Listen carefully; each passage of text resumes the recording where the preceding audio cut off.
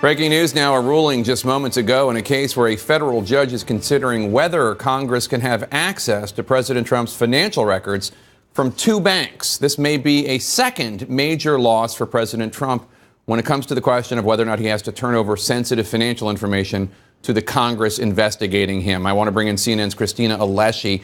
Christina, what did the judge say?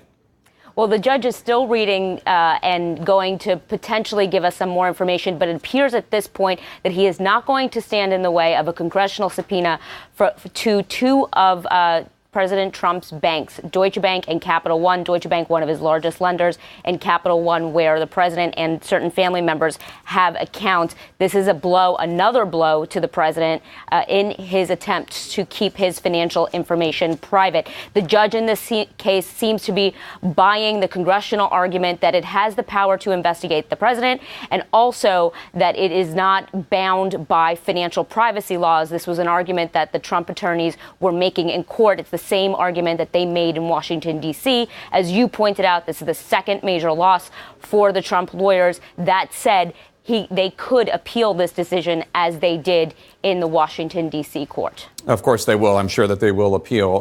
Christina Alessi, thank you so much. Joining me right now, Democratic Congresswoman Madeleine Dean from the great Commonwealth of Pennsylvania. She serves on the Judiciary Committee. She's called for the impeachment of President Trump. She's also on the Financial Services Committee, which is one of the committees asking for President Trump's financial records from these banks. Congresswoman, first, your reaction to the news that this judge is not going to stand in the way of congressional subpoenas of these records, financial records of the Trumps.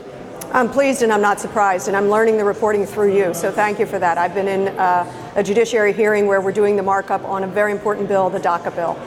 But I did talk with Chairwoman Waters this morning and have learned, over the course of my relationship with her, how she has been for the last 2 years attempting to get information from both Deutsche Bank and Capital One about what appears to be very irregular banking transactions with Trump and the Trump organization. So I'm pleased and I'm not surprised. It was the right ruling, and I won't be surprised that the president and his administration and his personal minions will appeal because they're doing everything in their power to stonewall. And what are you looking for in these financial records? I mean, the president, I'm sure, has referred to it as a fishing expedition. Is there something that you know is there, or are you just looking to see what is? Some of the indications are through the direct testimony of Michael Cohen, who indicated that the president either inflated or deflated assets or holdings or liabilities according to his wish and whim.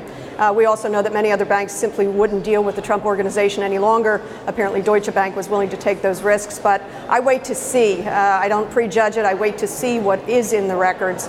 But again, take a look at the number of committees of oversight who are looking for constitutional oversight of this administration, and take a look at the extraordinary clash and the extraordinary stonewalling of this administration, not understanding that we are a co-equal branch of government and we have a constitutional obligation. It's our duty. This is not some fishing expedition that we think is fun.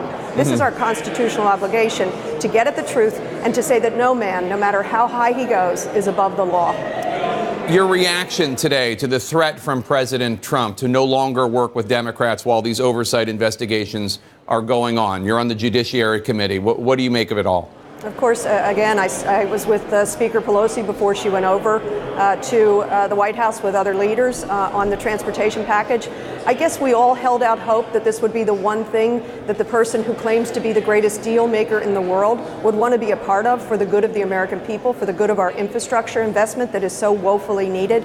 And I'm totally not surprised at the tantrum that the president pulled. Imagine that this president held out and said, I will no longer talk to you, no longer negotiate for the good of the American people over the fact that we have oversight regulatory requirements. It's a tantrum. It is a cover-up, sadly. This is a president trying to cover up, because notice what he did right afterwards. He went out to the Rose Garden in an impromptu, unplanned way in his tantrum. Apparently there was a sign there, no collusion, no obstruction. Of course, that is a false claim by this president, and he knows it. It's a false claim by Attorney General Barr, and he knows it. And it's a false claim by members of the other party on my committees. It's shocking. The Mueller report says very clearly, A, we're not looking for collusion because that's not a legally binding thing. And B, there was many pieces of evidence of obstruction of justice directly by this president. If the Mueller report says no collusion, no obstruction, all the more reason that the president would have everybody come before us and wouldn't block Barr or Mueller or McGahn or anybody else and would want us to see the full report because it's so exonerating. The truth is it's non-exonerating. If you've read the report, it's not. The president and his minions are involved in a cover-up. Congresswoman Madeline Dean from the great Commonwealth of Pennsylvania. I know you have to go to vote on a few issues, so please come back. We have lots more questions for you. Thanks so much for your time. Know that we're doing substantive work for the good of the American people. Thank you. All right, thanks, Congresswoman.